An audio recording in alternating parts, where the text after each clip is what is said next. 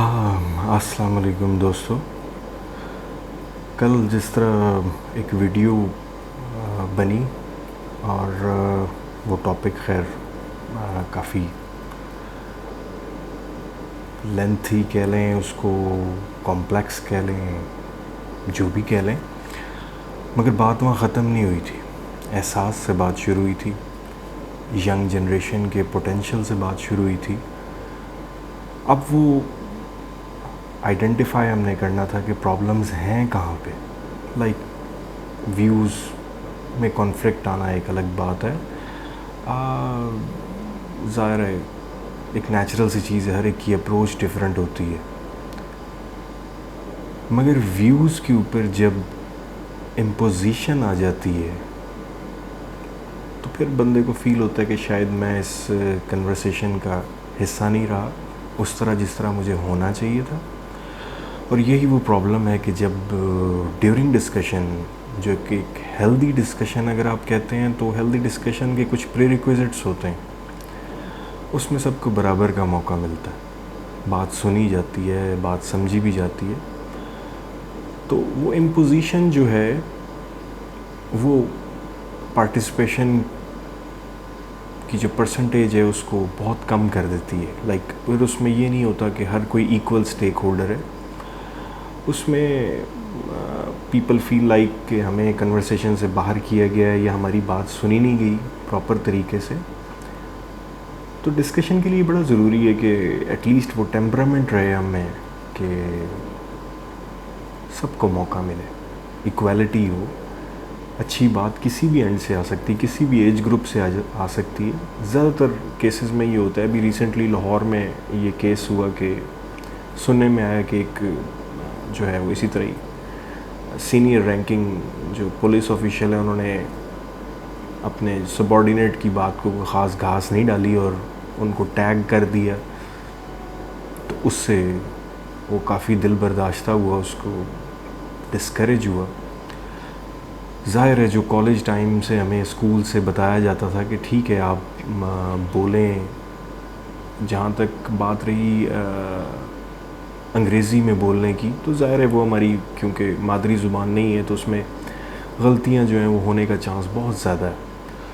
तो but still हमारे जो टीचर्स थे वो हमेशा हमें इनकरेज करते थे कि आपने रुकना नहीं है, आपने you have to go on.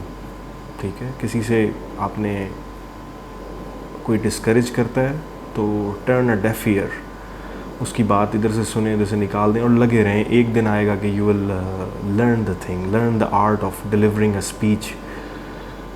तो वो मेरा ख्याल है कि डिस्करेजमेंट उन साहब को भी मिली और उन्होंने फाइनली रेजिग्नेशन पुट अप कर दिया। ट्रेजिडी है। वही बात आ जाती है कि एक इम्प्रेशन बन गया, एक एनवायरनमेंट बन गया। वो एनवायरनमेंट चाहे उसमें आप किसको कसूरवार कहेंगे। इलेक्ट्रॉनिक मीडियम को, हमारे जो टीवी शोज़ हैं, टॉक शोज़ हैं, उनमें, क्योंकि देखें इंफॉर्मेशन का तो एक फ्लड है जो पहले नहीं होता था।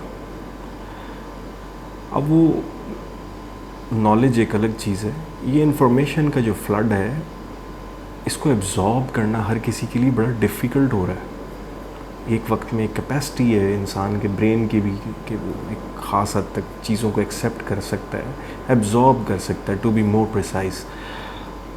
वो एब्जॉर्प्शन होने से पहले ही वो फ्लडिंग हो रही है। ठीक है, एक ख़बर आती है चली जाती है, मीडिया चैनल्स ज़ाहिर है राउंड द क्लॉक रन करना, फिर एक ब्रेकिंग न्यूज़ का कल्चर। और उन टॉक शोज़ के अंदर बड़ा मुश्किल होता है कि इंसान ओपिनियन देते हुए अपनी जो पर्सनल प्रेफरेंस है उसको हाइड करे। वो एक न्यूट्रल बंदे के तौर पे इंटरव्यू ले, उसकी पर्सनल एक्साइटमेंट, चाहे वो न्यूज़ एंकर है, चाहे वो किसी भी कैपेसिटी में काम कर रहा है, किसी भी लेवल पे काम कर रहा है, स्पेशली जो कैमरा पे है, उनके लिए ये बड़ा एसेंशियल है कि आप अपने पर्सनल लाइकिंग डिसलाइकिंग को साइड पे रखते हैं ताकि पब्लिक तक जो है वो एक न्यूट्रल ओपिनियन पहुंच सके। तो वो चीज़ सैडली इन्फ्लुएंस्ड हो गई, लोगों की पर्सनल प्रेफरेंसेस आगे आ गई, आपको एक इम्प्रेशन मिल गया कि ये बंदा प्रो है, ये एंटी है, ज़ाहिर है, एंड देन वी जज. The biggest problem is we जज, एंड हम बड़ी जल्दी टैगिंग कर देते हैं. ये बंदा तो जी ऐसा है, ये बंदा ऐसा है, ये करता होगा, ये ऐसे होगा. तो ये टैगिंग सिस्टम ने हमें बड़ा ख़राब किया और हमने लोगों को बड़ी जल्दी जज करना सीख लिया. ये शायद आप कह लें कि इंफॉर्मेशन की बहुतात थी, इसका रीज़न शायद इस वजह से हुआ. But it is wrong on so many grounds. जज करना छोड़ दें लोगों को. हमारा यंग पोटेंशियल तभी आगे आएगा, यंग जनरेशन तभी आगे आएगी जब उनको जजमेंट्स का डर नहीं होगा, डिस्करेजमेंट का डर नहीं होगा. तो खैर इस पे बात कंटिन्यू रखेंगे, और भी बहुत सारी चीज़ें जो कि माशरे में कह लें कि रेस्टलेसनेस है, इंतशार है, एक हर बंदा जो है वो डिस्ट्रेस्ड फील करता है, सुकून की तलाश में मेडिसिन्स तक खा रहा है.